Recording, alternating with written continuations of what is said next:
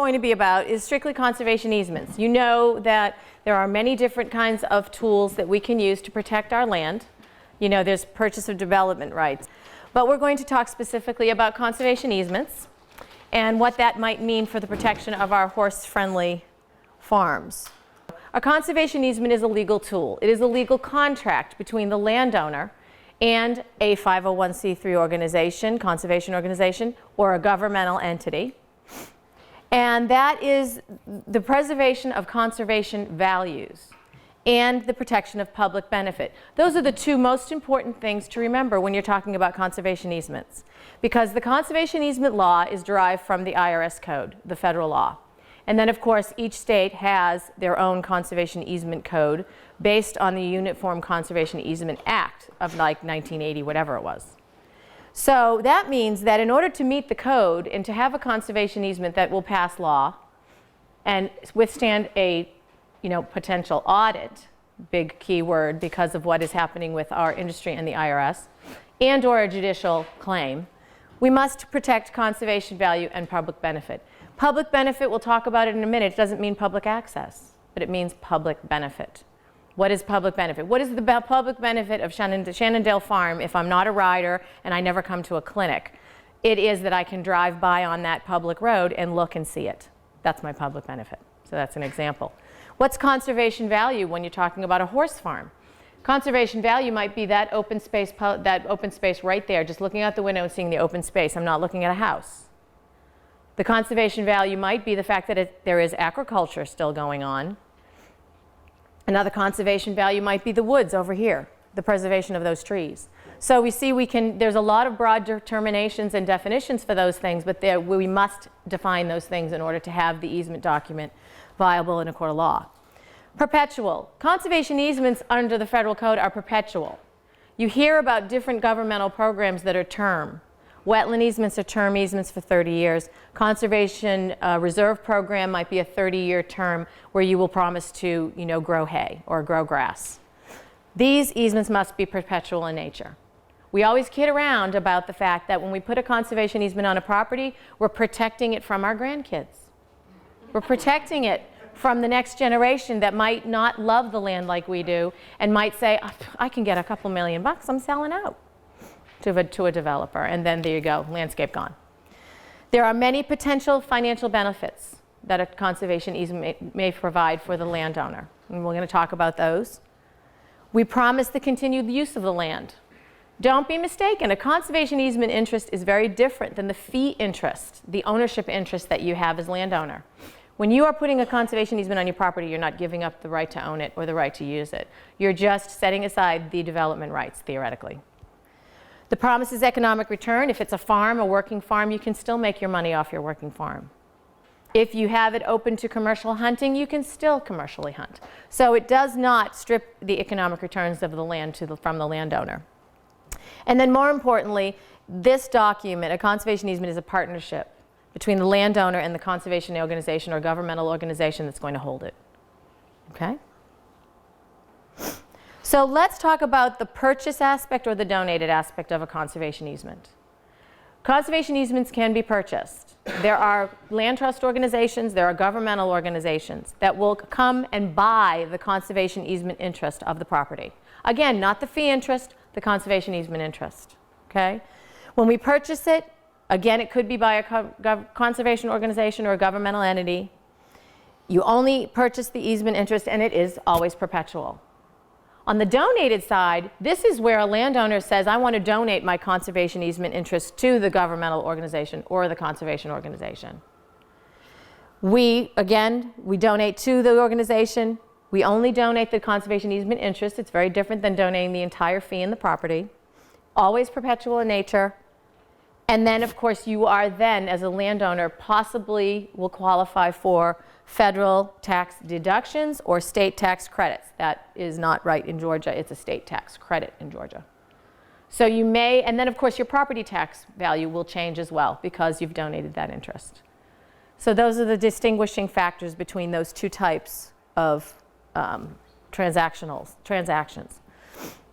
Again, a public benefit. What is the public benefit? We have a hard time sometimes defining the public benefit. And let me tell you that the IRS now, in terms of all the audits that are going on of conservation easements, they need to see public benefit defined because the code requires it. So it's not enough to stand out on the front lawn and go, oh God, I love this. I think I can put together my conservation value, but I've got to figure out how it benefits the public. Again, drive-bys, you know, the openness of it. The riparian areas near the Chattahoochee River or near other water areas or watersheds, that is benefiting the public. It does not mean public access. You do not have to open the property to public access, okay? Crops, fallow fields, animals, not feedlots, okay? There's a big distinction between, and it's not defined in the codes what agriculture means. We already talked about that a little bit today. But there's a difference between equine activity and having animals and then having feedlots. Big difference, and how that may affect public benefit and conservation value. And then, of course, the public benefit of horses and equine use. What could be the public benefit? Well, we share space with other recreational uses of parks. As someone said earlier, maybe it was David outside, people like to drive by on Birmingham Road and see all the fences. They like to see the horses. I know that's why I moved here, you know, 3 years ago. So that is a public benefit. Now, the easement document is set up into sections because it's a contract, and you know, sometimes they can be too lengthy or whatever, but the fact is it's always quality, not quantity of pages. It's the quality of the language in it. And basically the easement will first set out the recitals, and this is the part of the document that's going to attract the attention of the IRS and going to attract the attention of the judge in the event that someone would try to extinguish it. And a perpetual easement under our laws cannot be extinguished other than by a judge, a judicial intervention. Okay? So the first part of the document will talk about who the parties are, land trust organization, landowners, and then we'll establish the value, conservation value, and the public benefit. It will give the history of the land. What has this land been used for? And what is the special nature of the land? Sometimes when we're writing easements for a certain organization in Florida, they talk about special natural areas. And somebody was talking to me today, maybe it was you, Linda, about a specific tree that you have up on your mountain. That would be a special natural characteristic that would be highlighted and that would stick out of your document, as this is one of the purposes of the document, to protect that specific tree that is only found there. So right away, you've elevated your document to having significant, important conservation value. And what are the special qualities of the area? You know, we look out back and we look at that little, you know, that stretch of woods back there, and I'm not an arborist, so I can't tell you what the trees are, but I'm looking at it going, hey, that's benefit to me. I like looking at that rather than looking at a house. But someone else, a biologist or someone else, will be able to identify what those trees are and tell us why they're significant and why they need to be protected. Maybe this is the last stand of a certain type of tree in the, you know, North Metro area. Okay, so that elevates it to conservation value. And this is the stuff the IRS is going to look for. Not good enough to, you know, the easements we wrote 20 years ago, we're not writing anymore. We're now writing about these conservation values in the recital section, because a judge will look at it and go, what is it this contract is telling me? And the IRS will look at it and go, you took a deduction, what'd you give up? What did you protect? And that's where it's going to be in the document. The purpose statement is probably the most important clause of the entire document, because in the purpose clause, we're talking about what the contract, this easement, is supposed to do and why. Now, the recitals years ago used to read the purpose clause, which was to protect, and they would list open space, forest land, agricultural land, blah, blah, blah, blah, and all these types of things, clumped. And the job of the rest of the document was to determine exactly what you could do and couldn't do. Today, what we do is we look at the purpose, and we might have a multifaceted purpose. For example, I have an example here where we'll list things. I used to be on staff years ago with Ducks Unlimited, and we started developing purpose clauses that incorporated much more than protection of wetland. Not enough. You know, IRS looks at that and goes, so what? What is a bit about the wetland that needs protecting? What different aspects of it? Water quality, maybe that's important. Restoration, maybe that's important. Actual habitat in the riparian areas, that's important. So you see, you break it down. Okay, so that's the importance of a purpose statement, is to establish exactly what this document is going to do. So it's not enough to just put open space, You want to put all the other significant value. When we're talking equine use, when we're talking about our ranch lands, we're talking about promotion of all culture, the horse, the equine culture. We're talking about the ability to grow the hay and the grass. We're talking about the ability to use it and to ride on it, to allow for the rings, to allow for the jumps. Those things aren't natural. They're not natural. So we've got to allow the use. Okay? So these purpose clauses have to be very specially crafted to take into account conservation value, public benefit, and exactly what we're promising to protect and what we're promising to do. When you list that, is everything not listed excluded? Well, in the purpose clause, you're not doing your list of permitted and reserved rights. That comes later. But the purpose clause really sets out exactly what the parties agree to. We agree to protect the open space. I mean, there was a case one time, and I think it was way in Washington State. And the purpose of the document basically was the protection of open space. And unfortunately, the way the document was written, it didn't truly discuss the fact that there was a stand of forest that was equally as important to the protection of open space.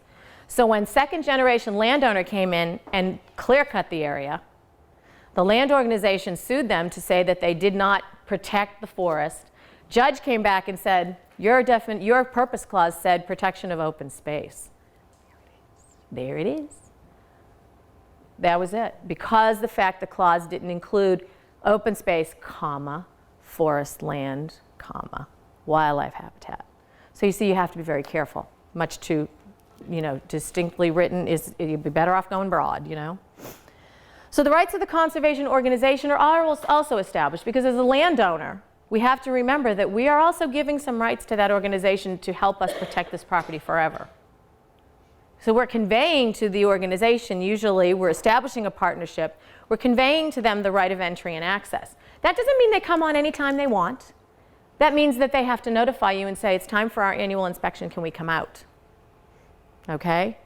But you give them the right to annually monitor it, to make sure that everything is being done in terms of how you wrote the easement document. Or is there a third-party trespass issue going on that you need help with? Have you as landowner, or not certainly the first generation landowner so much as the second and third, maybe you've done something wrong and you didn't realize it, or maybe you've done something wrong on purpose because you don't care about the terms of the easement. And their job is to come in and partner with you and fix it. Enforcement issues, you've got to give them the right to enforce the terms of the easement. That's the whole idea behind this tool. And then sometimes some organizations will assist you in management. Sometimes, depending on their mission, depending on what they can and cannot do. Rights of the landowner, absolutely paramount. You retain all the rights as any landowner has over his or her land. What you have given up is the easement interest, which means you've given up certain things. You may give up the right to subdivide. You may also retain the right to put in one cabin for the grandkids. Okay? You will give up the rights to develop on a large scale, but you may retain the rights to develop a cabin, to develop something else, to put up a structure like this. So you are choosing what rights you give up. It's all about you as landowner. It's all about my horses. It's all about what do I foresee as the use of this place. And then of course in art and what we like to think about in terms of horse use. Okay? I retain all the rights to the commercial use that I've always had. Anything destructive of conservation value is not going to happen. That's where you draw the line as the organization working with landowner. And that's where we will remember. We retain all the rights, but that, if we have, for example, we put in a trail system, and a lot of that system might be riparian to Chattahoochee or someplace else. If we then, lose track of our grandkids and they're out there on the four-wheelers, we've got erosion issues. That could be destructive of conservation value. You as landowner got to fix it. Or you could be in violation of your easement, okay? So you're allowed to use the land as you normally would, taking into account those rights you've given up, and then allowing for the protection of the conservation values. You cannot destroy them. And anything contrary to the purpose clause you cannot do. There's no way we could ever list in a document everything you can and cannot do. How about, 15, 20 years ago, the easements I wrote had no clue there was such a thing as a cell tower. And now, of course, we're talking about people want to put a cell tower up. It's income, it's necessary for the area, but it's unsightly. So, you know, we don't know 25 years from now what we're going to need for language or want for language. But the best we can do is look at the purpose clause and say, do you think I could do that on this property based on what my purpose clause says? Talk to the organization about it and figure out what it is you can do. So all of the contractual terms in that document are just that. You've signed a contract, but you've also built the contract. So, you know, you work as a partner with the organization so that you retain the rights to do everything you want to do. Then the rest of the document has contractual terms that are pretty standard. You've got the liability clauses where neither party blames the other if you trip and fall when you're walking in the woods for the annual monitoring, you know. Ownership responsibilities, you still retain all of those. You pay your taxes. You know, you keep your insurance up. You do the things you want to do. Enforcement issues, landowner, the conservation organization's ability to come in if they find a violation in the breach process. You know, they're basically going to tell you you get 30 days to fix it. What happened? Talk to me. Let's fix it. You know, perpetuity always. Signatures and notary clauses is a legal document. Exhibits, the boundaries of the property, the maps that go along with it. It's really, if you look at, you know, your normal transaction when you know, purchase or buy or sell a house, same kind of idea. Contractual obligations, documents to show it, and then it goes on record at the registry. And it's perpetual in nature, so it's there forever. You can sell the property, but the next generation must adhere to the terms in that easement.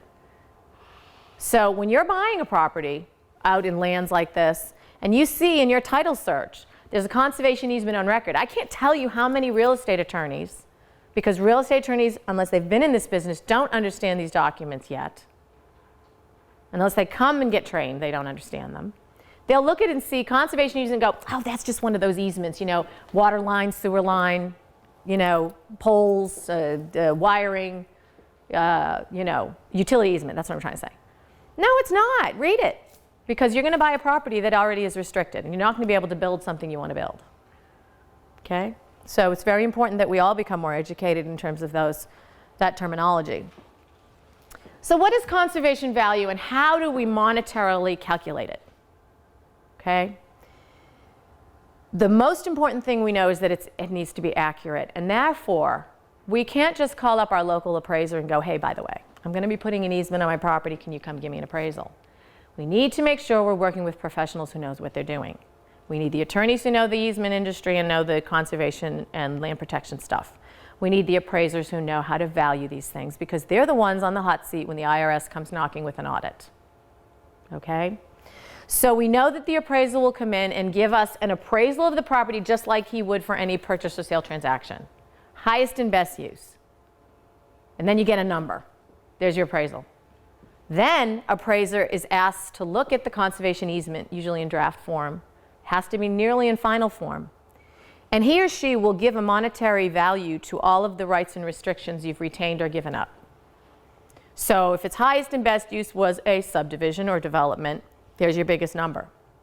And then you say that you've given up that right, that number, there's another number associated with that. Does everybody pretty much follow? And then what happens at the very end is they take and subtract those figures. So you've got your highest and best use, then you've got the value given to the property after all of the rights and restrictions of the easement have been given a monetary figure. They subtract the two and you come up with your conservation easement value. That's the value. If it's donated, you're going to try to get a potential, you may apply for the federal tax deduction of that value. And in the state of Georgia and other states that have tax credits, that's the value that goes to your tax credit transaction. All right? So you need to make sure that we're working with the professionals who know what they're doing. Everything hinges on that appraisal. And some other documentation too that we do not have time to go into today. But there's lots of supplemental documentation that will prove conservation benefit, conservation value, and then of course the appraisal with the actual monetary valuation. So that's how that's calculated.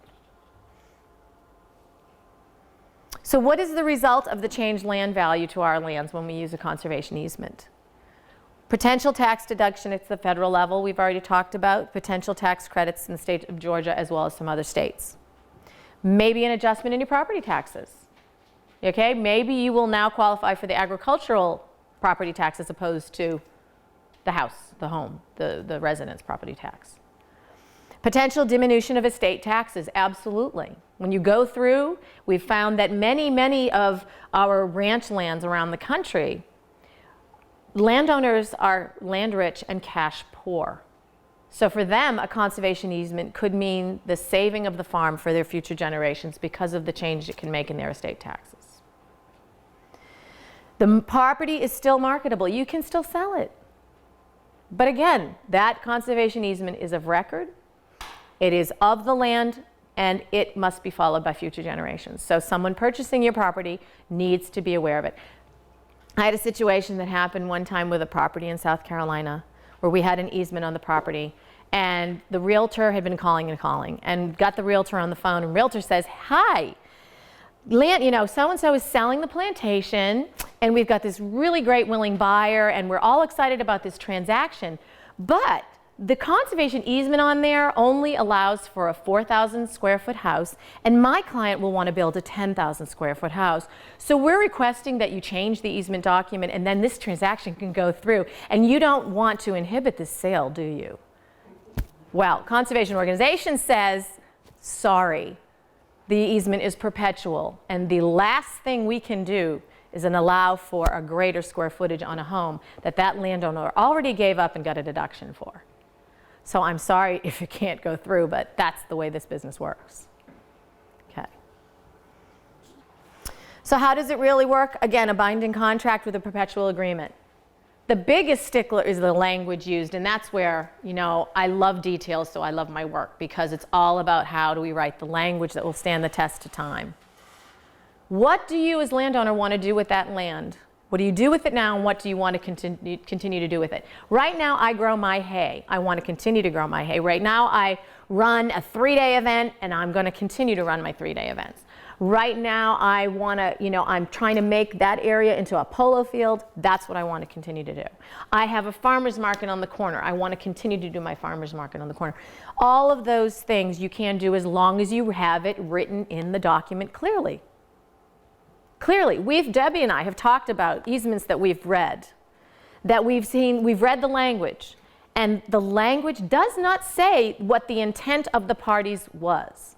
The intent of the parties was to maintain the property as an equine facility, but it doesn't say that. The language did not capture the intent of the parties. That is sad.